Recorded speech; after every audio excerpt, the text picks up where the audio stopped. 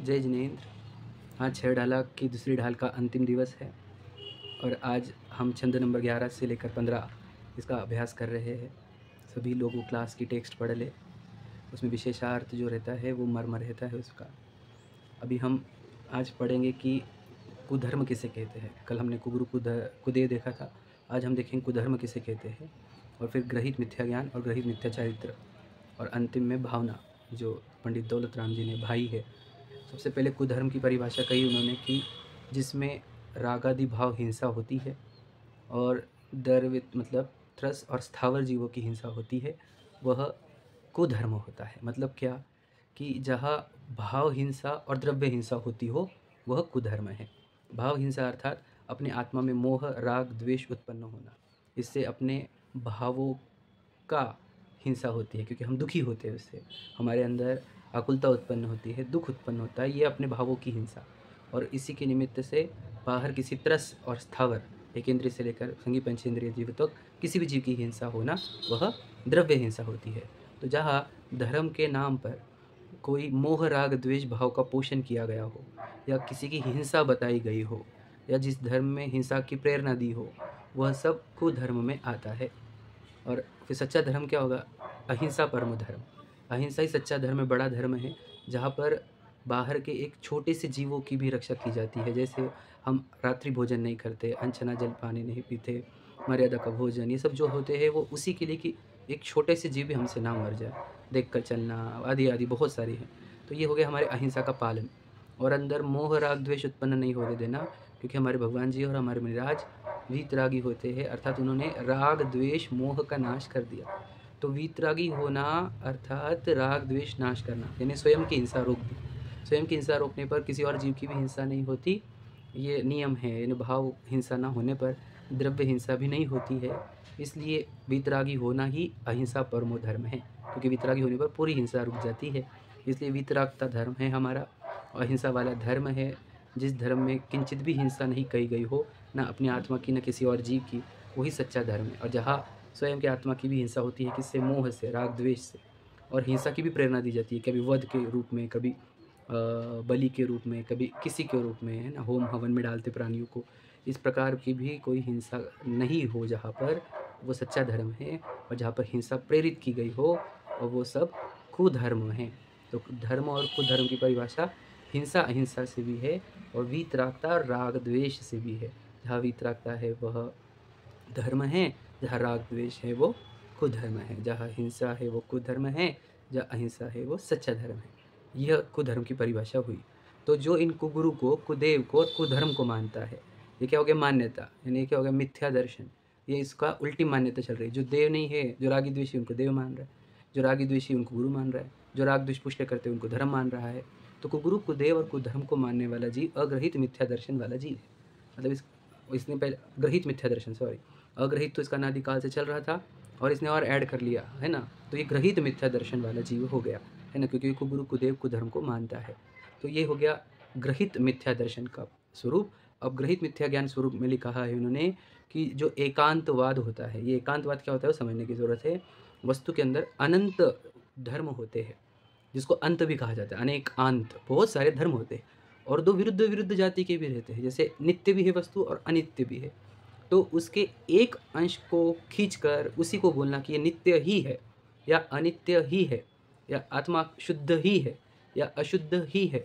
तो ये जो खींचतान है एक अंश को लेकर, तो उसको एक अंश को कहते हैं एकांत। एक को ही खींचा जा रहा है, वो एकांत होता है। और जहाँ दोनों अंश का ग्रहण किया जाता है उसको कहा जाता है अनेकांत, जो वर्ड आपने सुना होगा। तो जहाँ जिस शास्त्र में एकांत का पोषण किया गया हो, यानी एक ही अंश बताया गया, दूसरा अंश नहीं बताया। दूसरा, जो इंद्रियों के विषयों का पोषण करे, मतलब क्या?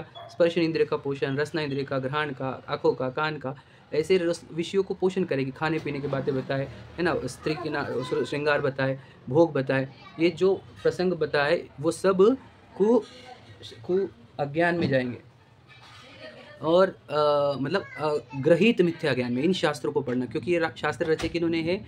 ये रागी द्वेषी और अज्ञानी गुरुओं ने रचे हुए शास्त्र है। क्यों कहा आपने ऐसा? क्योंकि वे हमें एकांत का पोषण कर रहे हैं और विषय पोषण कर रहे हैं। इसलिए ये शास्त्र पढ़ना ग्रहित मिथ्या ज्ञान है, क्योंकि इनसे तुम सीखोगे क्या? मोह राग द्वेष करना ही सीखोगे, जिससे हमारा अहित होगा, बहुत दुख होगा, है ना, अनंत काल तक जन्म मरण चलेगी। एक तो हम अज्ञानी थे, अब ज्ञान भी लिया तो किससे लिया? कुशास्त्रों से लिया, है ना। तो कुशास्त्र सच्चे शास्त्र कैसे पहचाने? तो जिस शास्त्र में वीतरागता का पोषण किया गया हो, वीतरागता सिखाई जाती हो, वीतरागता को कैसे प्रकट किया जाए ये विधि बताई जाती हो, वो सच्चे शास्त्र। और जिस शास्त्र में मोह राग द्वेष पोषण किए हो, बताए गए हो, बढ़ाने की बात कही हो, उसकी प्रशंसा की गई हो, वो सब शास्त्र कुशास्त्र होते हैं। तो इसके भी चिन्ह क्या है? वीतरागता और राग द्वेष। जो वीतरागता बताए वो सच्चे शास्त्र है, जो राग द्वेष बताए वो कुशास्त्र है। तो कुशास्त्रों का अभ्यास करना यही ग्रहित मिथ्या ज्ञान है, जो हमने अभी पढ़ा, है ना, ग्रहित मिथ्या ज्ञान। तो ये ग्रहित मिथ्या दर्शन तो कुदेव कुगुरु कुधर्म को मानना हुआ, और ग्रहित मिथ्या ज्ञान क्या हुआ? कुशास्त्रों का अभ्यास करना। ठीक है। अब ग्रहित मिथ्या चारित्र की चर्चा अपन करें। तो ग्रहित मिथ्या चारित्र क्या कहा कि देखो कि अब ये जीव उल्टी मान्यता वाला भी है, उल्टे ज्ञान वाला भी है, तो अब ये आचरण भी उल्टा करेगा। अब आचरण उल्टा करेगा का अर्थ क्या? तो कहते हैं जो कोई शास्त्र से, किसी गुरु से, कुगुरु से, मतलब कुगुरु से, कुछ शास्त्र से, कुदेव से ही सीखा है इसने कि मैं जितना शरीर को सताऊंगा उतना मेरा तपश्चरण होगा और उतने मेरे को सुख मिलेगा। अब ये सुखी होने के लिए, मुक्ति के लिए क्या कर रहा है? शरीर को तड़पा रहा है। अब उसे ये भी नहीं पता कि मैं जीव हूँ, ये शरीर है, ये दो भिन्न भिन्न है। आत्म अनात्म के ज्ञान ही ना, लिखा है आत्मा और अनात्मा। अनात्मा मतलब जो आत्मा नहीं है उसको कहते हैं अनात्मा, यानी शरीर। आत्म अनात्म के ज्ञानहीन, उसको ज्ञान ही नहीं है कि आत्मा अलग है, अनात्मा शरीर अलग है, तब भी ऐसे प्रयत्न कर रहा है, प्रयास कर रहा है देह को क्षीण करने का, मतलब देह को सुखाओ, उसको तड़पाओ, उसको तपश्चरण करो। तो ऐसा वो तपश्चरण कर रहा है जिससे उसे और आश्रवबंध ही हो रहे हैं, उसे कर्मों की निर्जरा नहीं हो रही है।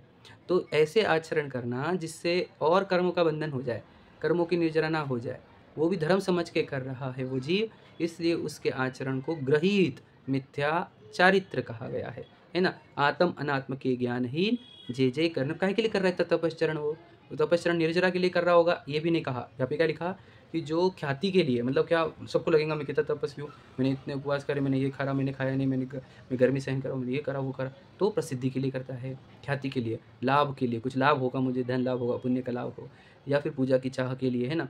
तो उसका कभी ख्याति लाभ पूजा आदि चाह, है ना, ख्याति लाभ पूजा के लिए तपश्चरण कर रहा है, आत्मा में रमने के लिए, आत्मिक सुख प्रकट करने के लिए नहीं कर रहा। इसीलिए उसको कहा कि वह ग्रहित मिथ्या चारित्र है। फिर तपश्चरण होता कैसे है एक्चुअल में? तो जहाँ हमें अपने स्वरूप की खबर हो गई कि मैं तो चैतन्य परमात्मा, हम इच्छा का अभाव करके अपना आनंद भोग रहे हैं, हमारे आत्मा का आनंद भोगते भोगते भोगते हमारे को देह की ओर ध्यान ही नहीं गया, तो क्या हुआ? देह भी निरोगी हुई। कैसे हुई? क्योंकि उसको डाइजेशन के प्रॉब्लम्स नहीं आ रहे, अब ज़्यादा डाइजेशन दे देकर उसको हम थकाते नहीं हैं, तो वो भी निरोगी होती जाती है। और मन हमारा, आत्मिक सुख मिल रहा है तो वो प्रसन्न रहते, तो प्रसन्न मन है, देह भी निरोगी हो रही है, और आत्मा में तो आत्मिक आनंद चल ही रहा है। तो जब ऐसे आत्मा का आनंद होता है तब कर्मों की निर्जरा होती है ना। उससे उसको कहा है तपश्चरण, उससे कर्मों की निर्जरा होती है। पर ये अज्ञानी जीव क्या समझता है? जितना देह को सताऊंगा, है ना, तड़पाऊंगा, उतना मुझे तपश्चरण होगा। तो ये उसका मिथ्या चारित्र हुआ। कौन सा? ग्रहित मिथ्या चारित्र। अग्रहित मिथ्या चारित्र क्या था? याद है आपको? विषयों में लगा रहना। तो जीव देखो अनादि से क्या कर रहा है? मिथ्या चारित्र में है। एक तो अग्रहित है ही उसका, और फिर ग्रहित, मतलब कि जीवन कहाँ बीतता है इसका? इंद्रियों में, एक तो सुनने में, स्मेल में, टेस्ट में, टच में, है ना, और कुछ खाने पीने में, रस में, है ना, इसी में जीवन बिताता है। ये अग्रहित मिथ्या चारित्र है।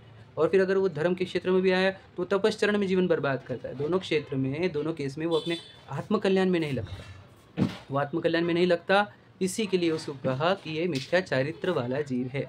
और पंडित दौलत राम जी कहते हैं कि ते सब मिथ्या चारित्र त्याग, वे सब मिथ्या चारित्र को त्यागो, अब आत्म के हित पंथ लाग। अब आत्मा के हित के पंथ में, मतलब रास्ते पे लगो, आत्मा के हित के रास्ते पर लगो। जगजाल भ्रमण को देहु त्याग, जगजाल को मतलब जगत के जाल, जो जंजाल है उसको त्याग देकर अब दौलत निज आत्म सुपाग। अब वो बोले दौलत निज अपने आत्मा को ही प्राप्त करो, उसी में लीन रहो, उसी के आनंद में लीन रहो। ऐसा उपदेश दिया जा रहा है, हमारे को भी उपदेश दिया जा रहा है। हम लगे कहाँ है बताओ? हम इतना चारित्र में है कि नहीं? हम देखो विषयों में दिन भर, एक देखने में, सुनने में, स्मेल में, टेस्ट में, टच में, इसमें लगे हुए हैं हम, है ना। और नहीं तो फिर कभी कुछ तो भी धर्म के नाम पर वो करेंगे जो आत्मकल्याण का कार्य नहीं है, मतलब शरीर कल्याण में मार्ग में लगे हुए रहते हैं, है ना, खान पान भोग सामग्री में, इंद्रियों में लगे हुए रहते हैं, और आत्मकल्याण के मार्ग में अपने आत्मा का आनंद प्रकट नहीं करना, सुख प्रकट नहीं करना।